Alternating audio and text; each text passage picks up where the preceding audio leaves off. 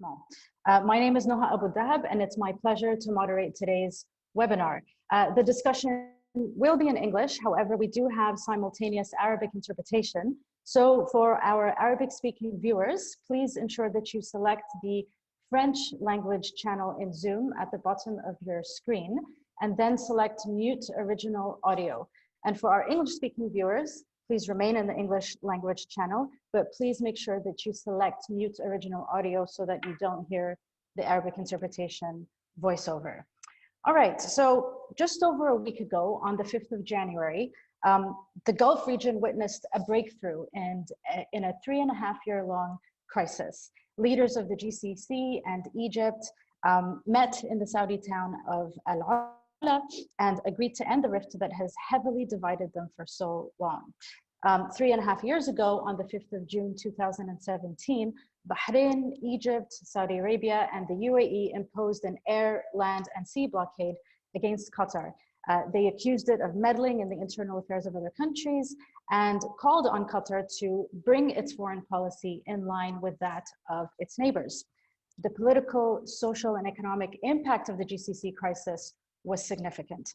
Qatar navigated the blockade by strengthening its food security through increased local production and by bolstering its military, economic, and political ties with several powers, including Turkey, Iran, the UK, and the US. Last week at the 41st GCC Summit in Al-Ula, GCC leaders and Egypt signed a declaration signaling the beginning of the end of the GCC crisis. And the night before the GCC Summit, Saudi Arabia reopened its borders with Qatar, and several other countries have since followed suit. Now, where do we go from here? It will take a lot more than reopening borders and signing declarations in order for a long-lasting reconciliation to take hold in the Gulf region. So what are the prospects for such reconciliation, and what steps need to be taken to repair the disunity and broken trust in the GCC? And what needs to happen to prevent another such crisis from recurring? What needs to happen at the intra-Gulf popular level to heal the social wounds, particularly for those families who are forcibly separated?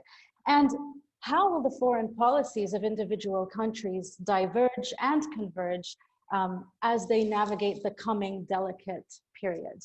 So to help us explore these questions, I'm delighted to introduce our speakers. Dr. Hesham Alghannam is Senior Research Fellow at the Gulf Research Center in Cambridge.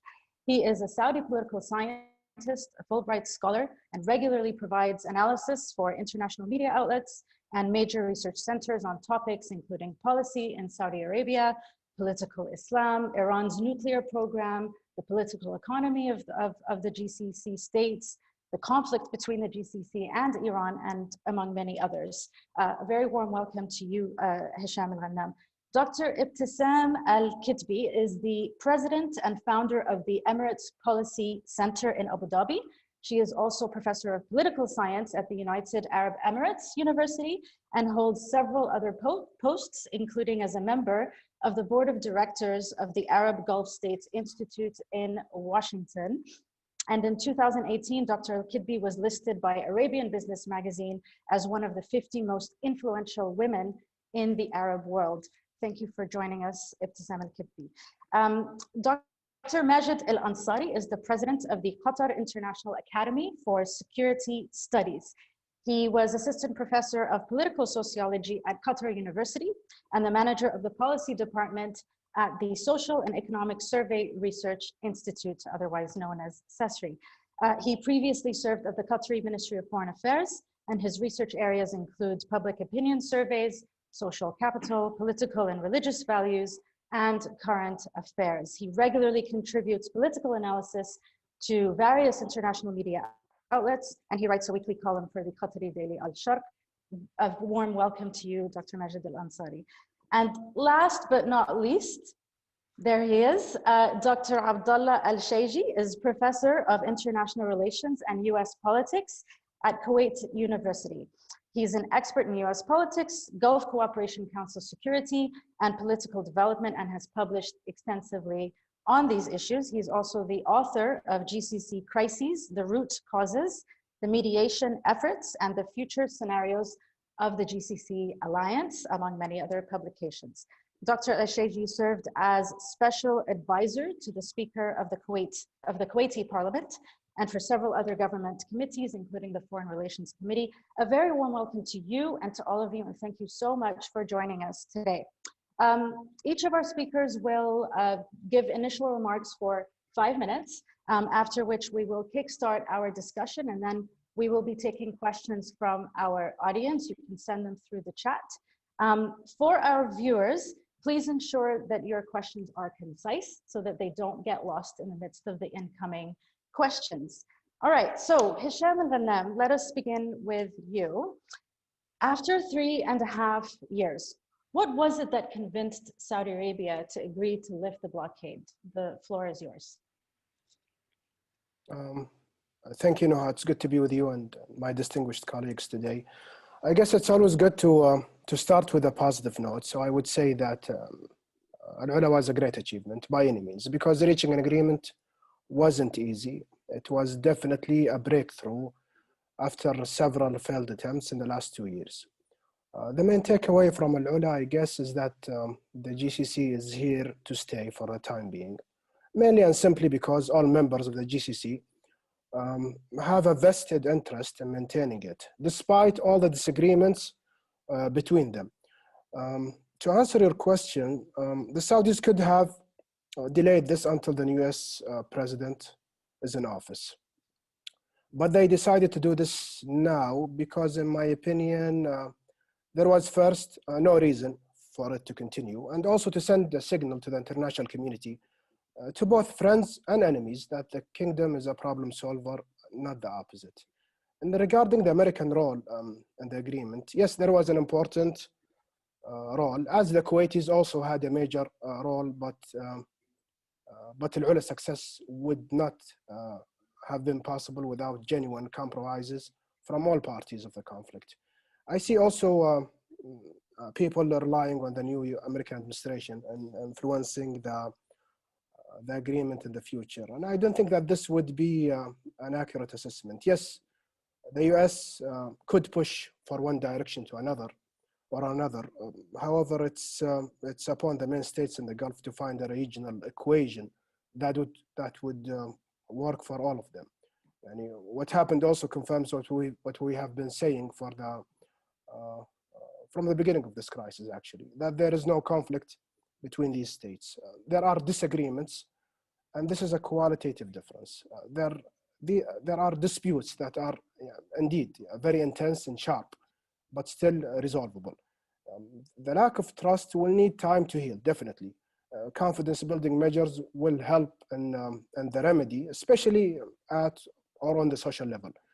And at the end of the day, what unites these states is more than what divides them, especially with the US-China competition and these COVID difficult times for all of these states, as there are major strategic interests in which these states should not disagree on, specifically with regard to economic challenges, and also towards the security of the Middle East in general and the Arabian Peninsula in particular. However, there is no doubt that the full picture of what happened in Al-Ula is not clear yet.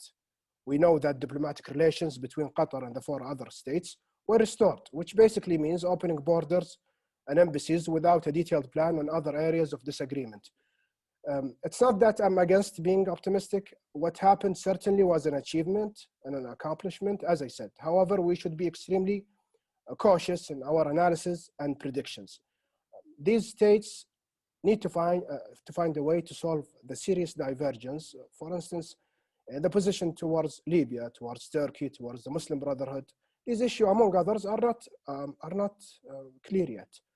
And what is crucial, in my view, is not the speed of resolving the crisis. Rather, the focus should be on making sure that it's resolved properly. And a crisis such as this should be resolved in a way so it does not come back again. And I think that the role of Saudi, as the main state in the GCC bloc, will be decisive in ensuring the success of the completion of this resolution in the coming days, weeks, and I would say also months.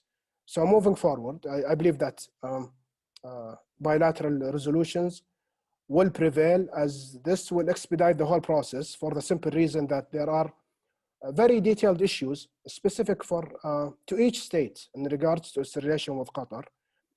The breakthrough in Al-Ula will certainly open the door for these issues to be addressed without a mediator, but to reach a GCC, at least an agreement on the minimum and necessary strategic goals. There are what I call enablers, basic conditions. Without these enablers, it wouldn't be possible to sustain any agreement. What I would expect soon, that we should see a detailed statement from parties of the dispute that addresses or start addressing, in my opinion, the following security buckets. First, I would say some sort of a semi-unified position towards Iran, having in mind that security is a two-way street. You cannot be secure if your neighbor is not secure. And I'm saying this because, as we all know, not all GCC states have the same position towards Iran. But having this in mind, they need to take into consideration the concerns of the states that see Iran as an imminent threat for legitimate reasons. Second, an agreeable definition on what terrorism entails and what groups should be included under this banner. Third, some sort of a security coordination against the militias and non-state actors in the region as a whole, and in Iraq and Yemen specifically. Fourth, and most difficult in my view, is that there need to be an alignment, an equation to bring closely together the national interests of each state with a set of general goals and positions that cuts across all the GCC. This can be done by a strategic dialogue, a joint political action, and a roadmap, and I can expand on this later. Finally, there must be a framework and proper mechanisms put in place to internal dispute resolution. And Al-Ula agreement should pave the way for such a framework. However, this wouldn't be sufficient. Other actions should be taken. And there should be an agreement on an approach that these states do not contradict in the future as what happened in the past. I will conclude by saying differences exist. They should not be denied. And this wasn't a personal disagreement from its beginning till its end, and should not be treated in such a way.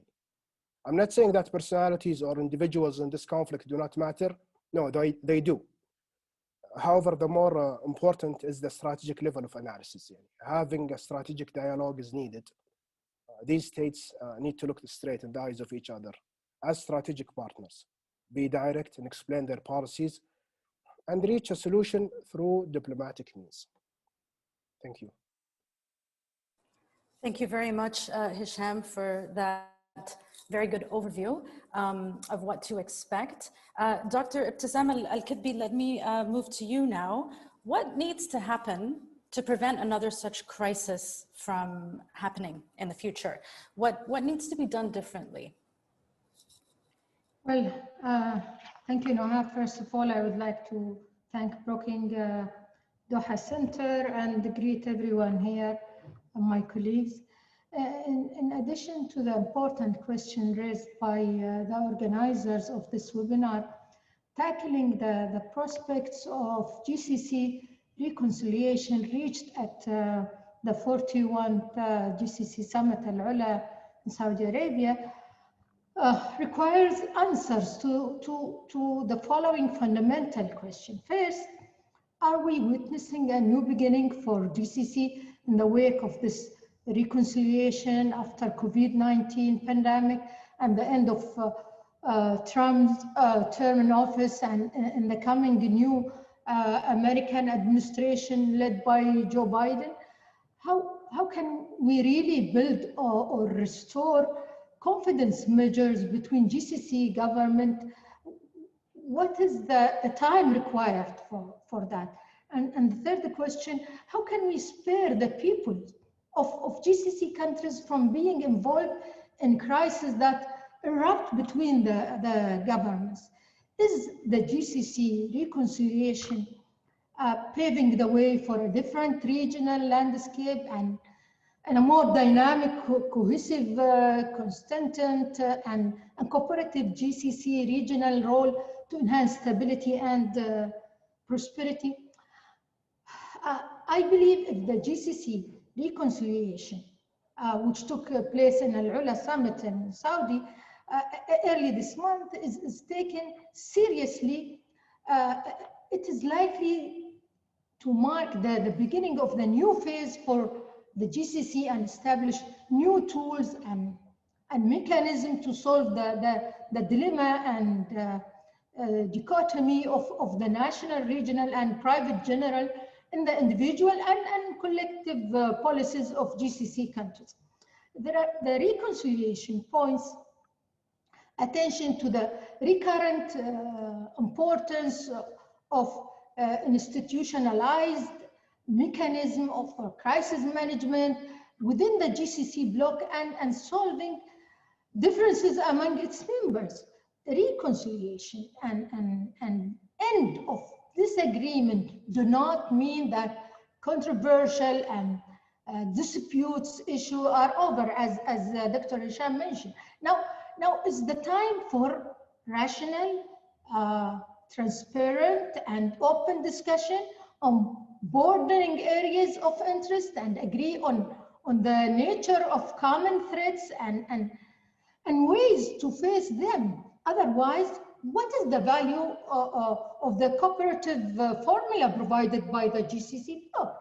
Is reconciliation related to the recognition that GCC as a formula for collective cooperation still realize essential interests for GCC countries?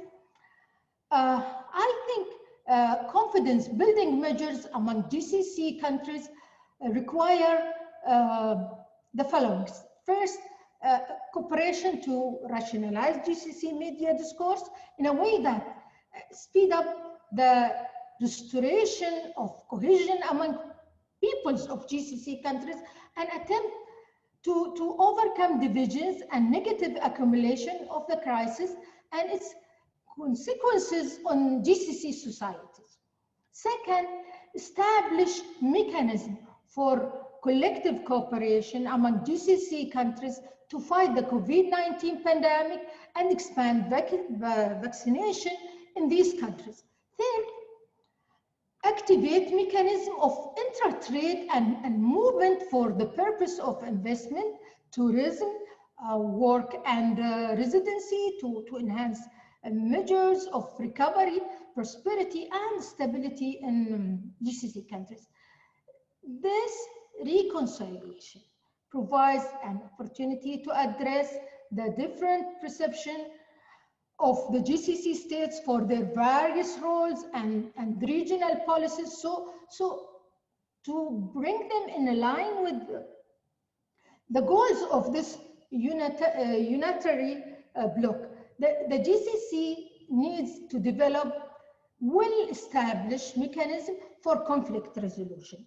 The crisis has demonstrated that GCC structure are not efficient enough, while recognizing that the Council at the end of the day is a reflection of the understanding and consensus among its member states.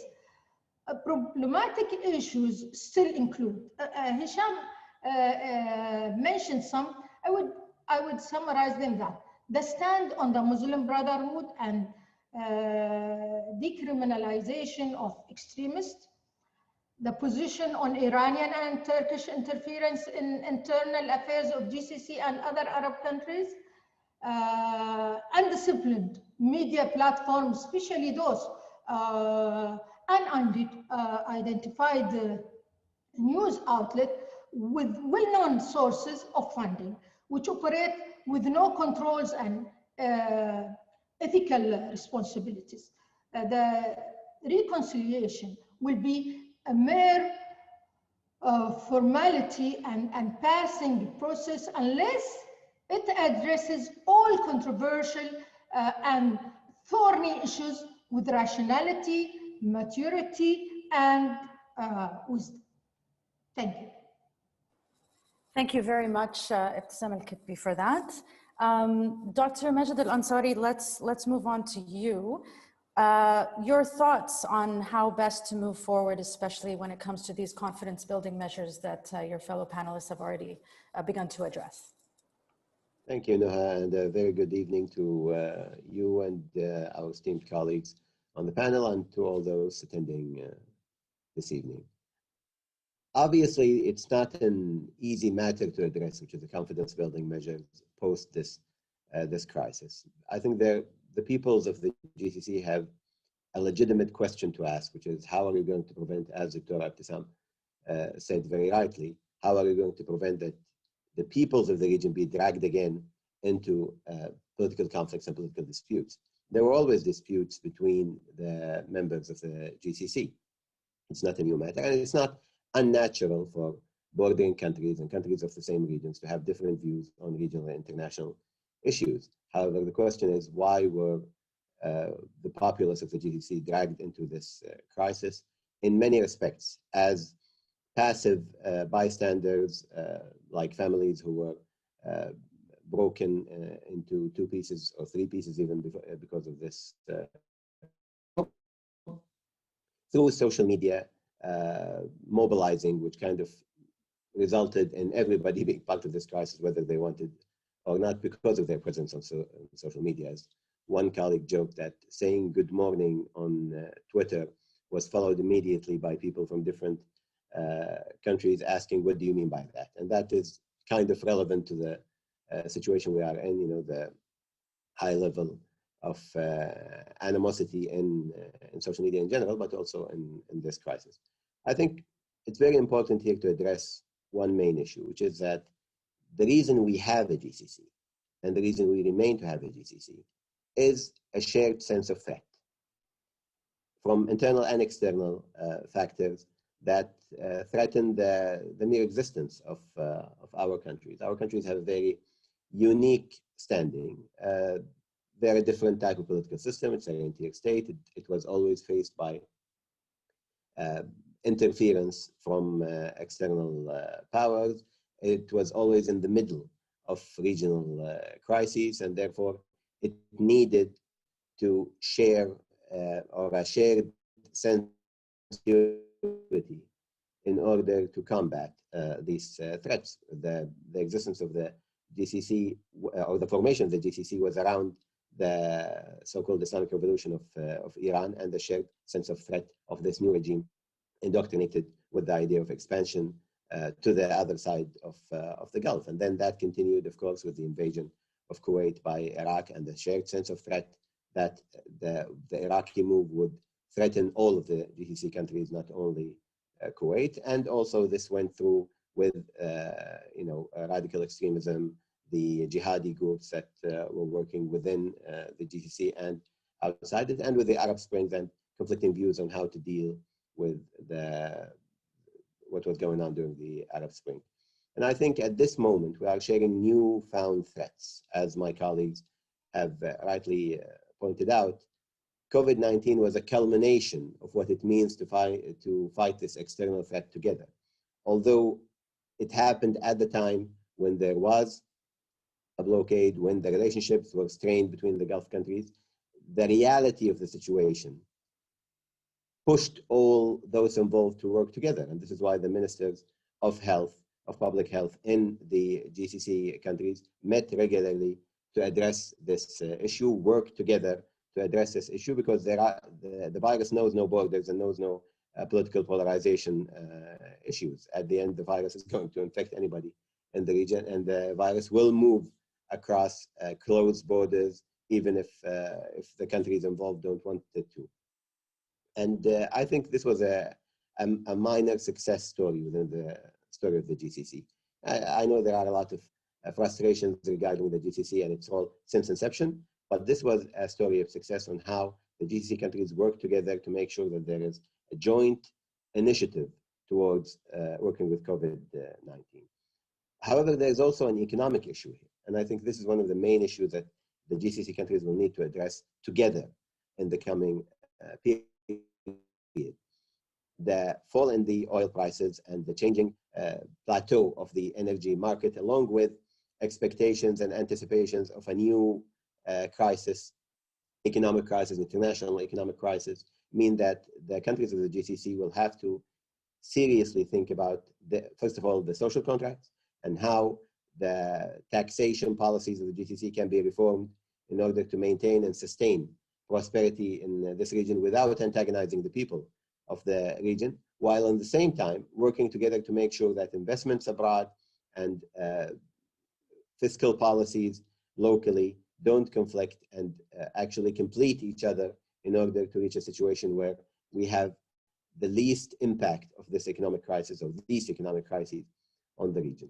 Now, coming back and to end with this, for the confidence building measures, I think it's very important to realize that the platform for dialogue is the GCC.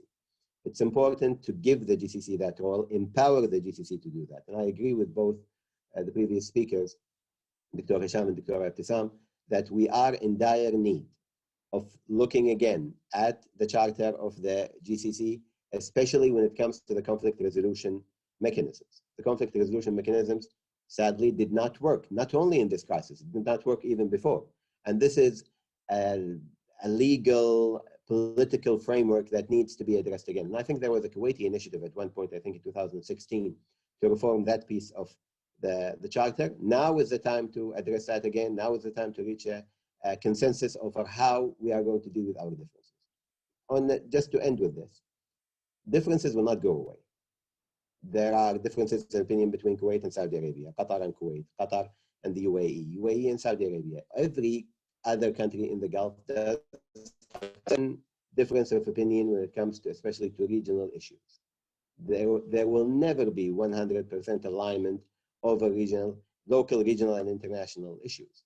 However, we are in need for our leadership to realize that dialogue is the only way forward, and that just like the Europeans found out after the Second World War, whatever differences found can be addressed through dialogue, through a mechanism that is a legal mechanism within a regional organization framework, and that will only provide more power to the states and give the states the freedom to have their own foreign policies without this translating into conflict with our neighbors. Our hope is for this to continue, and as Dr. Hesham said, I share with him the cautious optimism towards this resolution. We are very hopeful, but we certainly need to see more from our leadership and more development in the agreement in order to be able to be really optimistic without being cautious, let's say.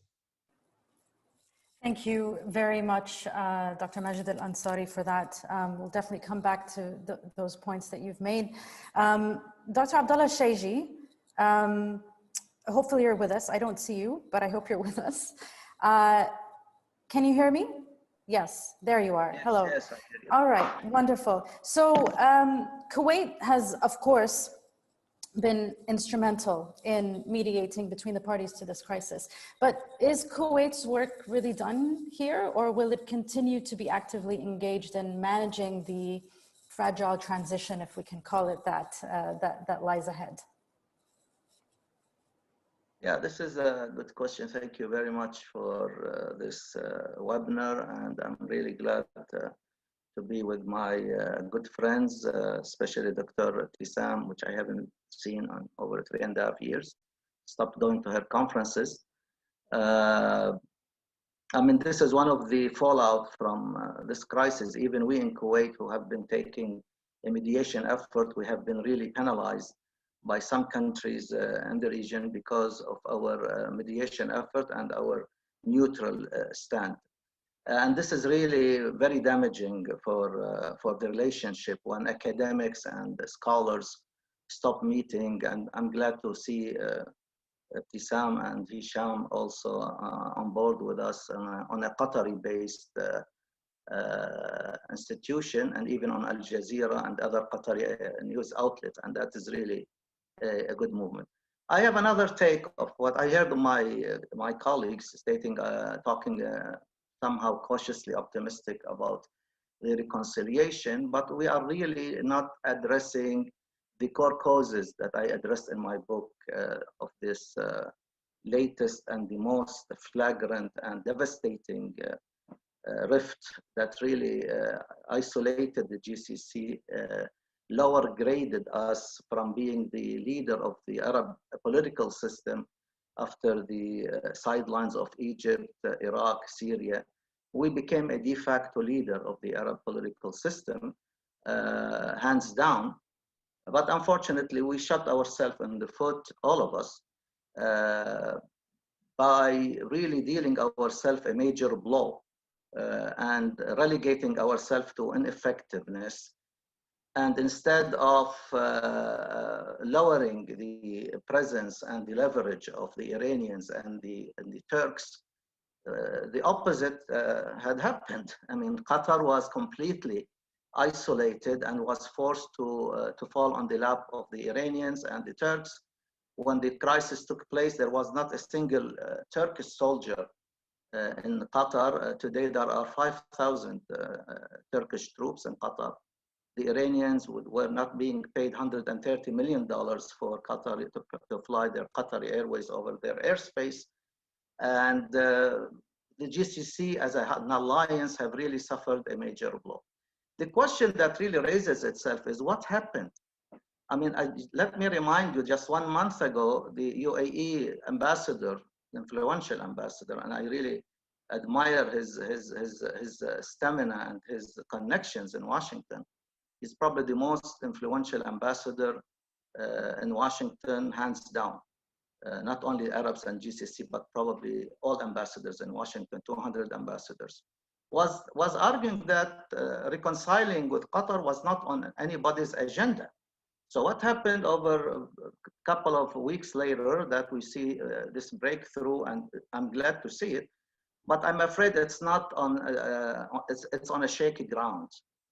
I mean, Qatar has not really capitulated or succumbed to any of the demands of the 4 countries that has stipulated, in my opinion, 13 conditions that are untenable and non-starter, and interfering in Qatar's internal affairs and undermining the sovereignty of Qatar or any country, if you read these 13 demands.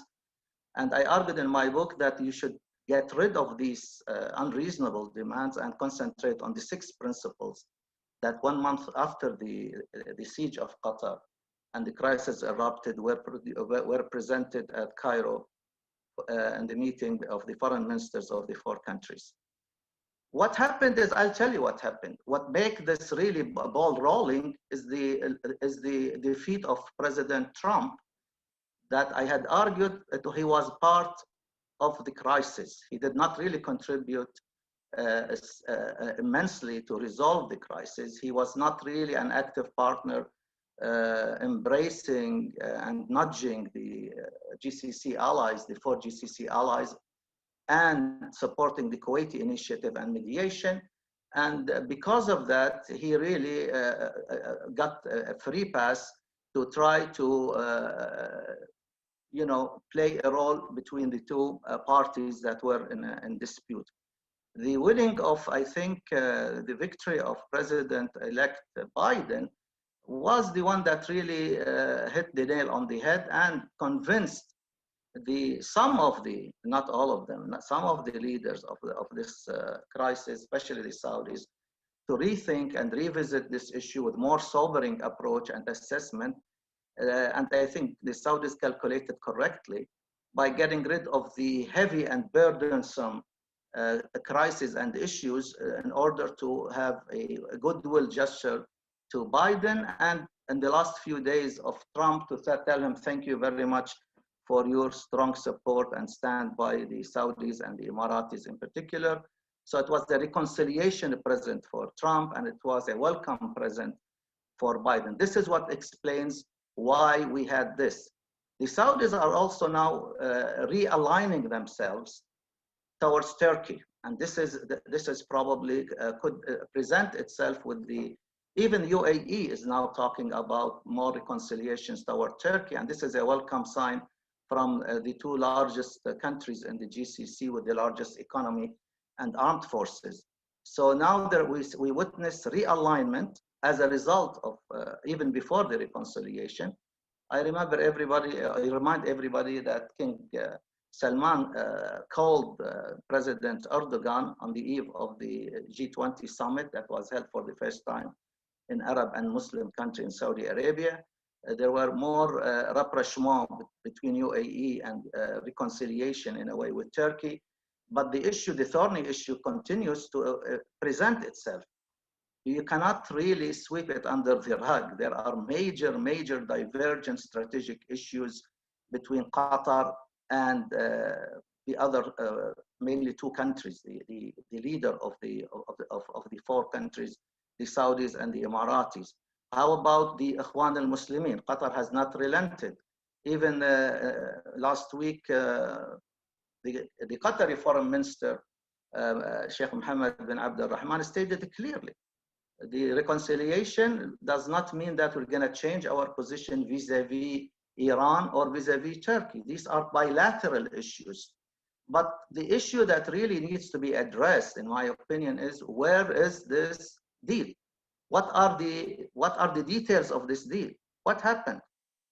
How about the divergent issues? The strategic rift that took place was over these issues, was over Al Jazeera, which had toned down its coverage, the issue of the army of the bots, the issue of Al-Ikhwan al-Muslimin, the issue of Iran. We don't see eye to eye, unfortunately, among the GCC states. We have different and divergent even views vis-a-vis all these issues over the Ikhwan, over Iran, over Turkey, and you cannot just ignore this issue. They are the 400 or 500 or 800 gorilla in the room. You cannot just ignore that they are there. Because of that, if really there is not a genuine adherence for a cohesion and for understanding the severity of the crises that are in the midst of our home in the GCC, I think we're sowing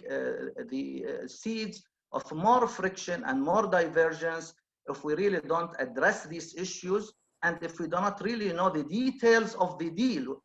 In 2013 and 2014, there was another crisis, the beginning of a crisis. It was reconciled in 2014 with the Kuwaiti mediation effort that I think it will continue. Even after this reconciliation, it was not published. Then it was leaked to a Saudi news outlet, and it was published in the midst of the crisis to show, to embarrass Qatar that Qatar did not adhere to its commitment that was signed by the Qatari Emir in 2013 and 2014, and I have it published in my book, if those who wants to look at it. All right. Now the issue is, why is this deal still confidential? Why it has not been produced? Why we cannot read it? Why we cannot see it? And is this a genuine and lasting reconciliation? Or is it just you do it as you go and then we will deal with the issue? What was also remarkable, and I will end with this, was that the issue of the bilateral disagreements. The Emiratis now are talking about bilateral issues to be discussed with Qatar, which is fine. The Bahrainis have invited a Qatari delegation to visit Manama to discuss the bilateral issues. Amir Tamim met with the Crown Prince of Saudi Arabia on the sidelines of the one-day conference summit, 41st summit in Al-Ula, and probably they discussed issues. I think Qatar could contribute to more stability, more reconciliation, would also fund the what they call the new Saudi 2035. They will also probably will be on board together with the Qataris to try to finance the battered economy in Oman and in Bahrain. And also we could really work strategically to face Iran, to face terrorism, to face the issue of now all GCC countries are really bad. Our economies is really battered badly with deficits in all the GCC countries, the COVID-19 issue, the new Biden administration. How can we be part of the argument that I supported back in 2014? I argued that GCC countries should have a seat at the table negotiating the Iranian nuclear deal. Okay. Nobody Dr. listened. Shayji, I just want to ask finishing. I'm just finishing. Now we are demanding, and I agree with the Emiratis and the Saudis, and I was one of the very first people who argued about that. We should have a seat at the table. Now they're going to negotiate. The Biden administration priority in the Gulf region is to renegotiate a new nuclear deal with the Iranians. And the Iranians are really upping the ante at this stage in order to deal and to hackle with the Americans. But I think a united GCC is a necessity. It's no longer a luxury to have this friction. In order to have we see eye to eye and we sit with the Iranians and we talk about a unified GCC rather than fragmented GCC. What happened is a good start, but I think it needs to be genuinely believed in order to succeed. Thank you. Okay, thank you very much. You've raised a number of points, important points there. Hesham, two questions. One of them to pick up on what Abdullah Shayji was just talking about. The risk that we will see a similar fallout to the one that came after 2014. What are the details? How important is it for everyone to know what those details were or are? So if you could just pick up on that. My second question to you, so tomorrow, excuse me, tomorrow is the 10th anniversary of the ouster of former Tunisian President Zain al-Abidine Ben Ali. And this year, 2021, of course, marks the 10-year anniversary of the Arab Spring uprisings that swept the region. Now, of course, we all know that the GCC countries diverged, to put it lightly, in their foreign policy approach to these uprisings and in their aftermath. And this figured in more than one way in the GCC crisis over the last 3.5 years. So how will these foreign policies, do you think, how will they continue to diverge, converge, evolve following these first steps that we have seen towards GCC reconciliation? This is a large question, and I'll try to be specific in my answer. As I said, the full picture of what happened in Al-Ula is not clear yet. I guess the main problem and issue here, there is no such thing as a unified security architecture in the region. Even for the Gulf states that are supposedly in the same camp. Every state has its own security concerns. Qatar have a security concern that is different than the other states. And there is no agreement on what are the major threats. The threat perception is different from one state to another. I think this is the crux of the problem here.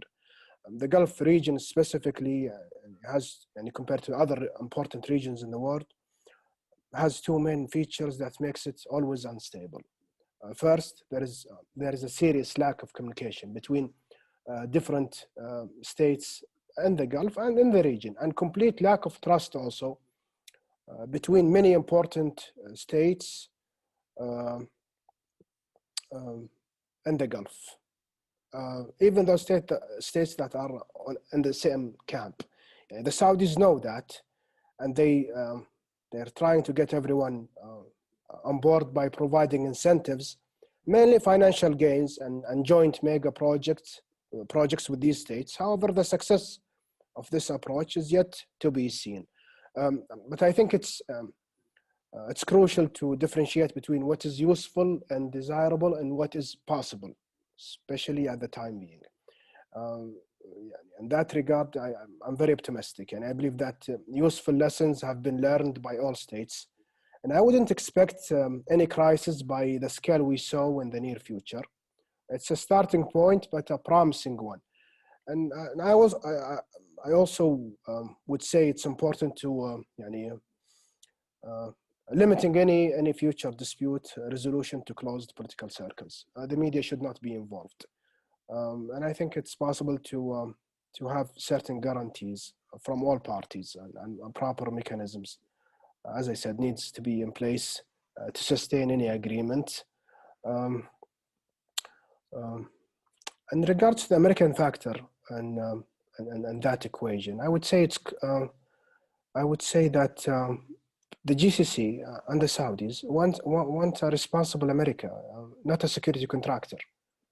We also want a complete solution to the Iranian issue, not to divide it into small chunks and imagine that it could the problem would go away and disappear. I hope I answered your question. If you want me to cover any other angle, please let me know.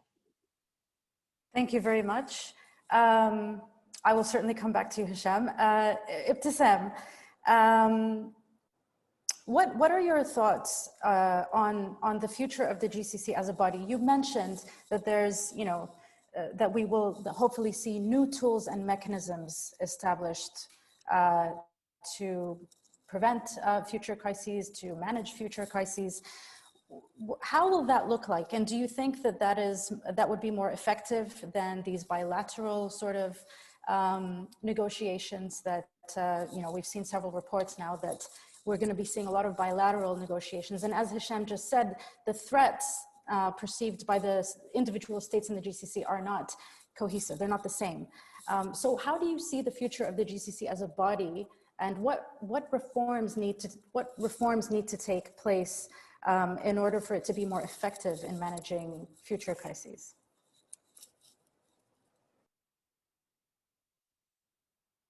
You are muted. Okay.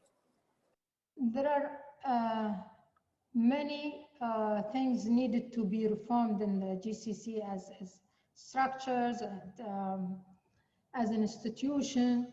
Now, I think because we lack a court in the GCC, a regional court inside, that these disputes can be taken there and discussing there.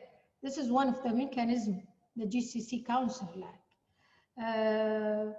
Also, I mean, the consultative body, which I'm part of it, we lack also, I mean, they have to activate that role, that they can have a role in such dispute, can be discussed, can be more active in this. This is something also need to be reformed between many other things. Yes, we lack the consensus in our foreign policies mainly. This is main dispute between the GCC, that the threat perceptions, like what Hesham said, towards regional powers, towards many other things, towards non-state actors. I think also in GCC, we have two levels between individuals' foreign policy for each country, and that there is a main foreign policy for GCC. We have to discuss that. What is the margin we can allow? Let's talk about Iran. I do understand the situation of Qatar, and I do understand the situation of Oman, and why their foreign policies is like that. Okay, so can we come on the middle when we discuss this? So that kind of also part of mechanism we need. Maybe this dispute, if it's happened, wherever, if it is going to happen again, should not. And it was good that the meeting, I mean, we have consultative body, we were meeting in Oman. The Qatari's delegation was there. And that was good. That did not reflect itself in the whole structure of GCC Council. There are many things need to be taken on the institutional level and on the individual level between all these countries. We have to do an assessment of what happened and why we went through that crisis and how to prevent it. I think transparency needed to be between all these countries. My view that what happened in Al-Ula, that the document has not been published, maybe to give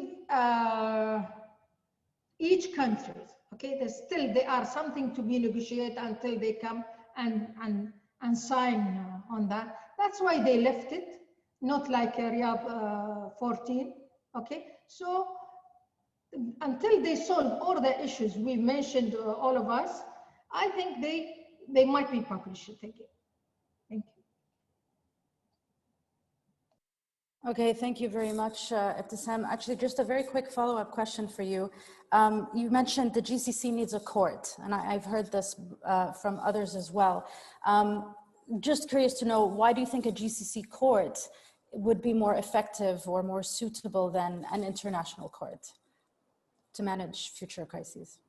I'm not assuming it is more effective. I am saying that this is we need, instead of taking our dispute to international level, let's first discuss it on this is what should be, and this is everybody's. I mean, the EU has that. So any regional institution needs something like that to resolve their disputes. Thank you very much. Majed, let's turn to you. Two questions. Will Qatar's foreign policy change? If not, why not? If so, how so? Which is a question similar to one that we've received from our audience. And secondly, what can we expect regarding trade between Qatar and the rest of the GCC? Qatar has heavily invested in local industry, agriculture, dairy, meat, poultry, and others. What will happen to those industries?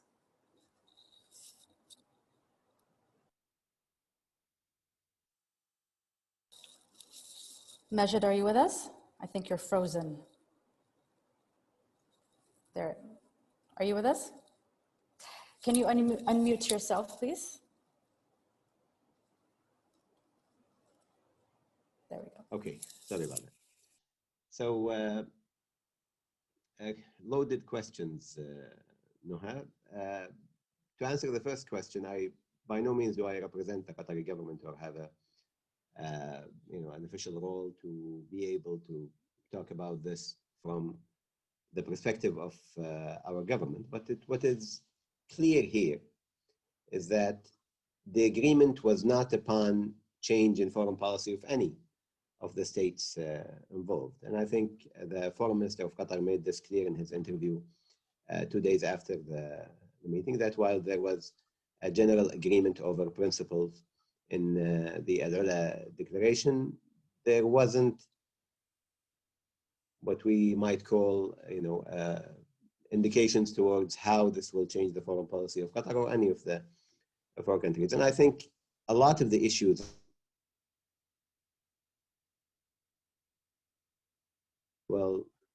let's not say necessity, but lost their prominence in the regional landscape. And therefore, it is very difficult to assume that these are the issues that will be discussed now in the document itself.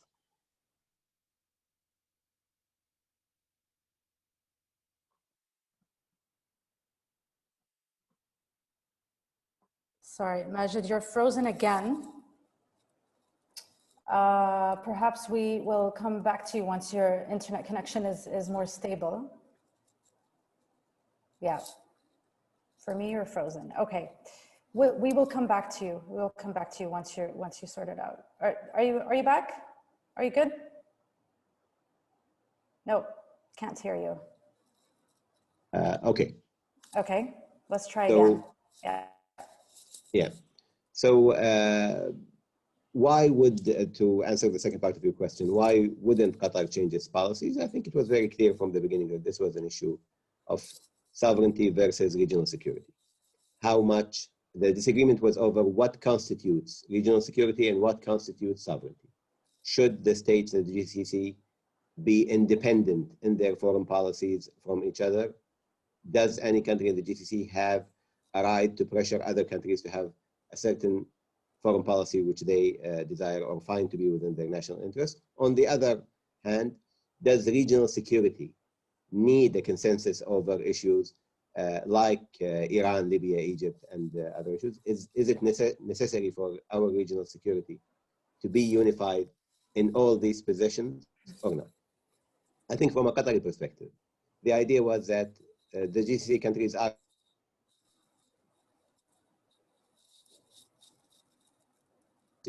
according to their own national interests. For example, sorry, could you Qatar, repeat what you just said? Because you cut out there. Just the last sentence.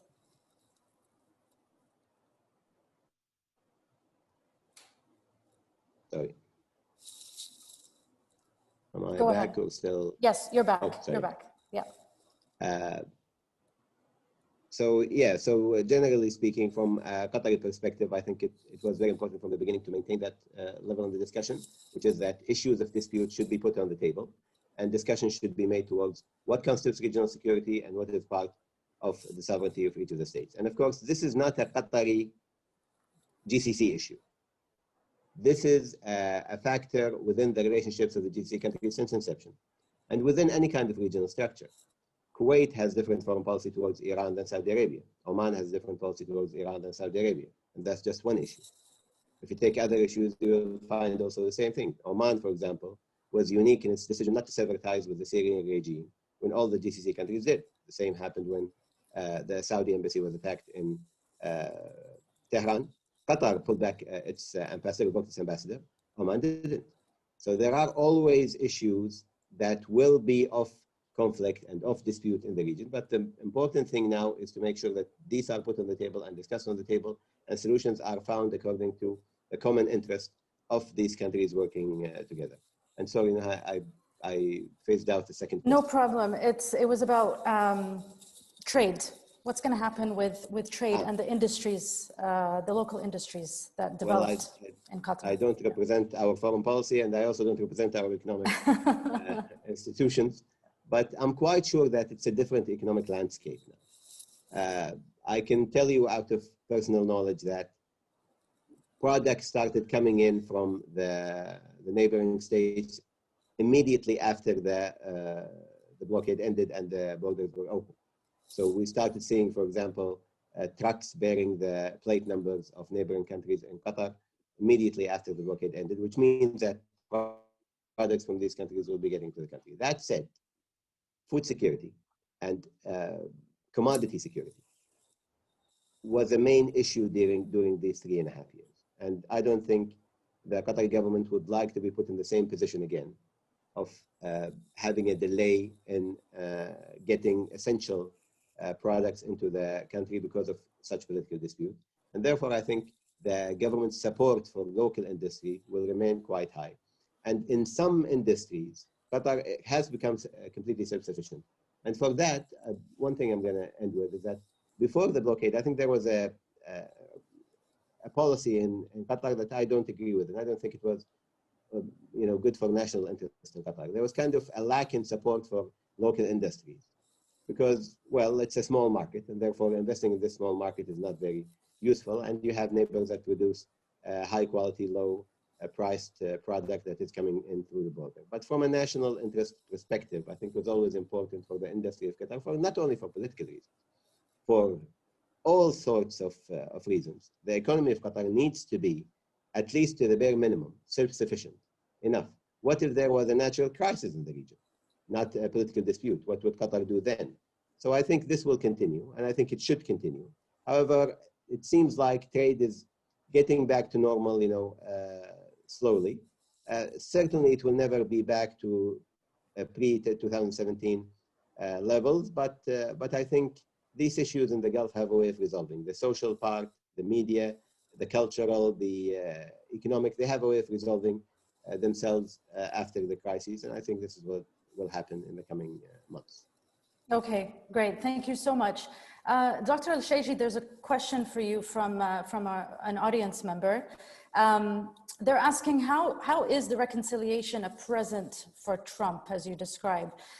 They'd like you to explain this a bit further. And they're also asking, will Trump have a role in the region to play after his presidency? Well, it's a present, it's a goodbye present, farewell present to Trump for doing nothing. not doing much until the last few, in the 11th hour. And in a way, he will add it to his CV that he is a statesman, and he was able to get 4 Arab countries to normalize with Israel. On top of that, icing on the cake, he could brag about he was the one or the force behind reconciling the longest and the stiffest and the toughest GCC crisis in its 40th year history. And Trump, he need massage to massage his ego. And this is a good way from the countries involved to offer him this farewell present. And he could really use it in the future to try to strike some real estate deals or some mega deals with the countries in the region, hoping that he will come back in 2024. But I'll tell you from now, Trump is toasted. It's over for him after the debacle that he led, inciting violence. And as we speak, I'm watching CNN, and he's been really, really skewered, Trump now, and he is up for a second impeachment in 4 years. And this is a record for any president in the United States. He's done his history. So nobody please bank on Trump anymore.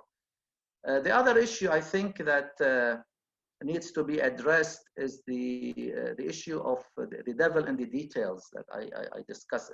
The issue is not only what's needed is confidence building measures between the 5 countries, mainly Saudi Arabia, UAE, and Qatar. The other 2 countries are just on board as a show of support, in my opinion. The issue of the mutual or the bilateral divergent strategic issues. This is really have to be addressed. And I think one of the reasons the details of the deal has not been published yet after a week of the Al-Ula Summit is to give Qatar and the Saudis and the Emiratis more time to rehash or to reintroduce this bugging issues between them. The issue that I really need to raise is also what happened now with the UAE Saudi Coordination Council that was announced the same day of the GCC Summit, 38th Summit in Kuwait. مجلس التنسيق السعودي الإماراتي with its grandiose projects, 40 project, العزم projects. What has happened to this, to such council? Is it now over and done with, or it will continue? Because in a way, it's another GCC in the making. I mean, they are dealing together bilaterally, the Saudis and the Emiratis, and this really undermines the GCC cohesion.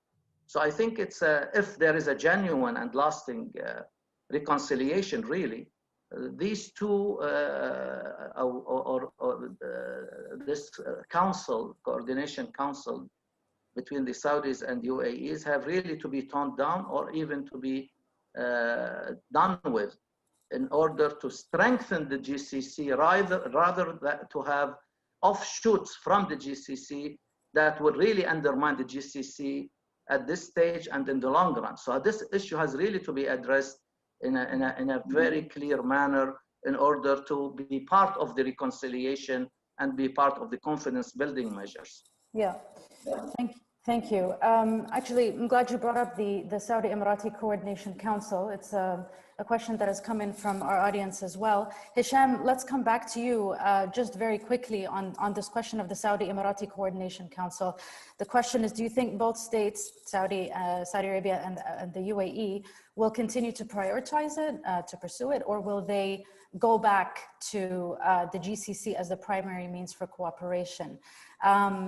And if I could just add another question to that, the Qatari Ministry of Foreign Affairs a couple of days ago said that they would be willing to serve as a sort of, that Qatar would be willing to serve as mediator for tensions between GCC states and Iran and Turkey.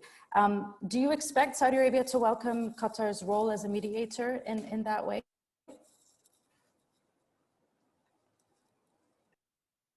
In regards to the Saudi Emirati Council, I believe both would work in at the same time. The Saudi UAE alignment is very strong and would go strong. It wouldn't end because of this agreement.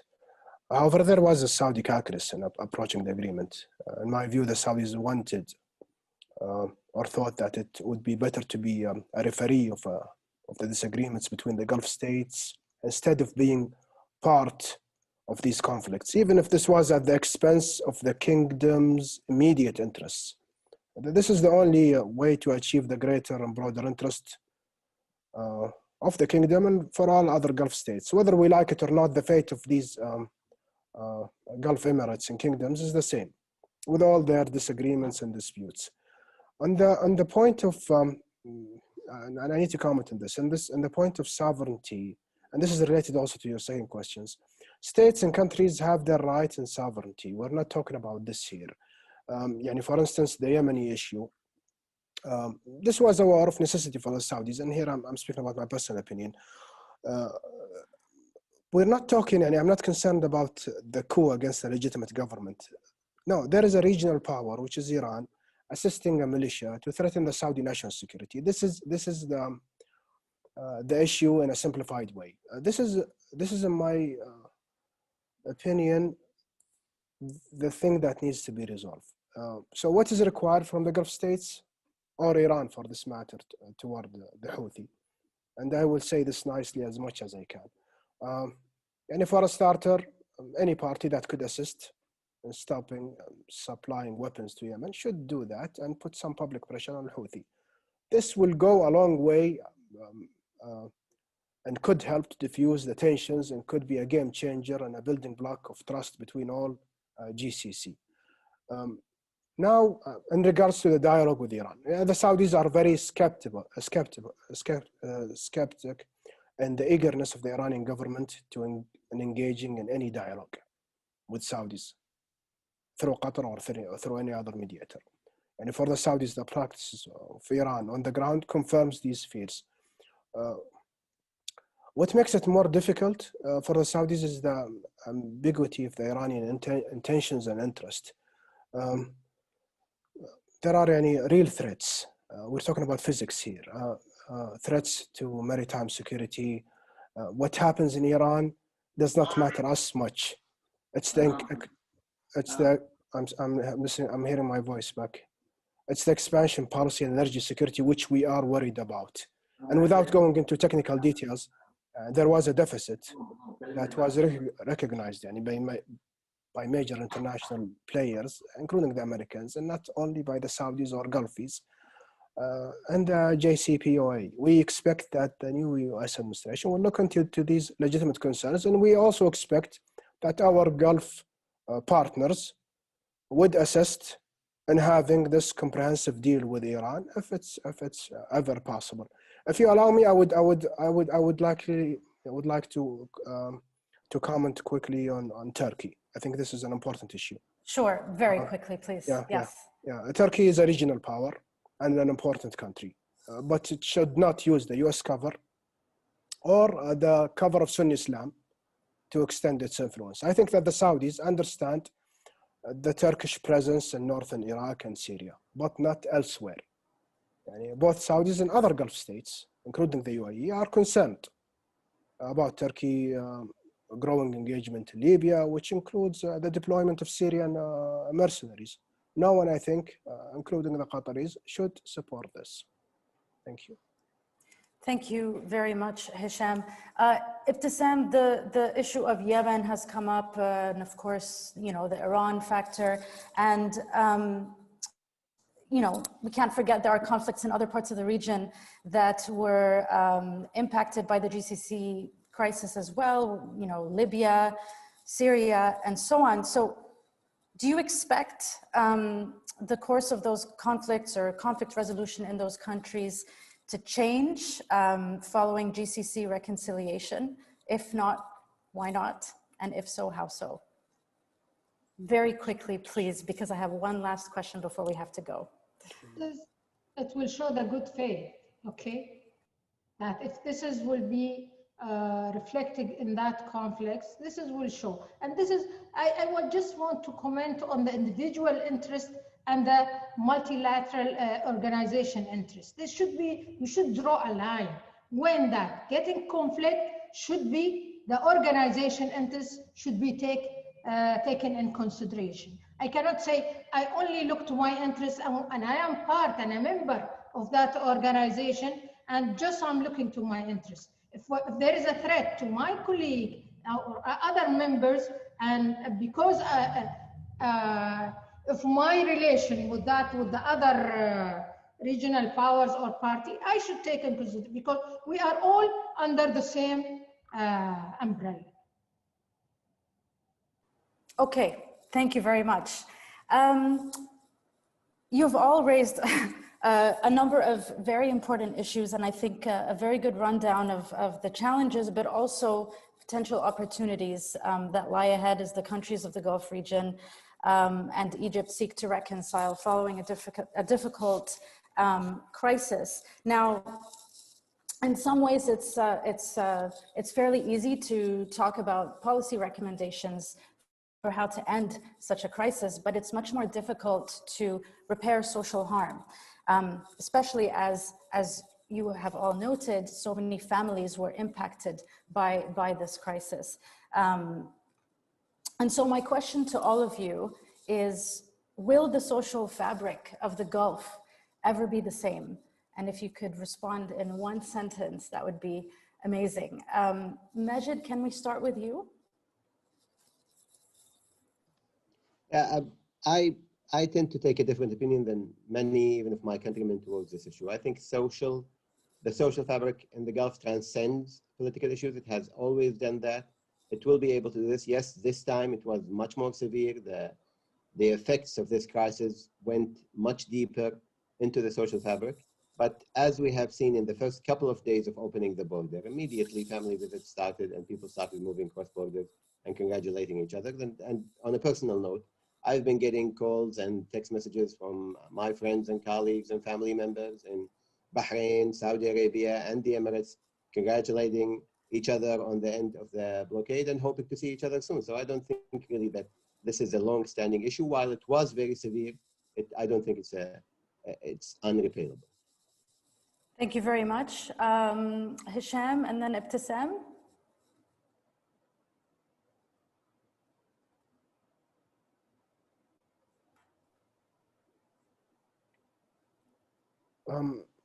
In one short statement, and I've touched upon this in my talk, I think this is the easiest part of the crisis.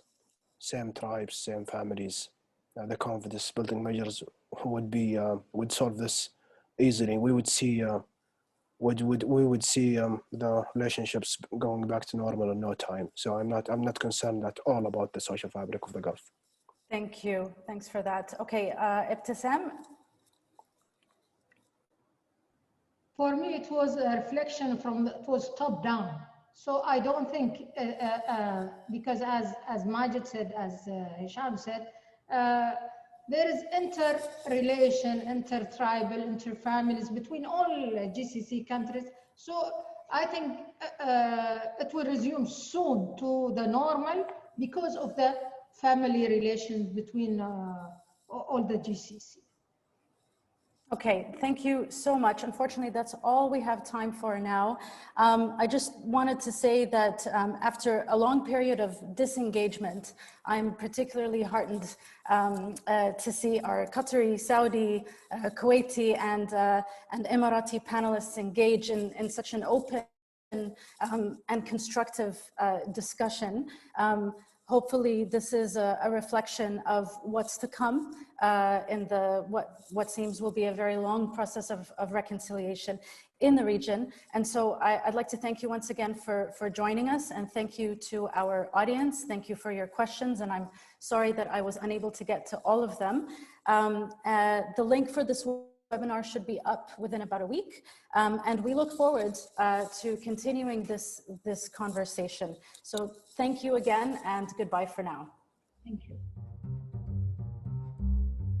Thanks for watching. Be sure to like and subscribe for more videos from Brookings.